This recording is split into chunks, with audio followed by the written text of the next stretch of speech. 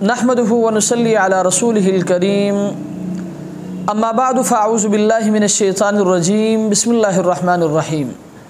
चतराल से मोहतरम जाहिद साहब ने सवाल किया है। उनका सवाल ये है कि अगर रुकू में जाते हुए तकबीर कहना भूल जाए यानी अल्लाह अकबर कहना भूल जाए तो इस सूरत में सजदे सहव लाजिम होता है या नहीं। तो याद रखें, मसला ये है कि इंसान बहैसियत इंसान बहुत कमज़ोर है। कभी कभी ऐसा होता है कि तकबीर बांधने के बाद, सना पढ़ने के बाद, उसके बाद सूरह फातिहा, फिर सूरत पढ़ने के बाद इंसान जब रुकू में जाने लगता है तो रुकू में जाते हुए तकबीर यानी अल्लाह अकबर कहना भूल जाता है और बग़ैर अल्लाह अकबर कहे वो रुकू में चला जाता है। तो याद रखिए, इस सूरत में सजदे सहव लाजिम नहीं होगा। क्यों?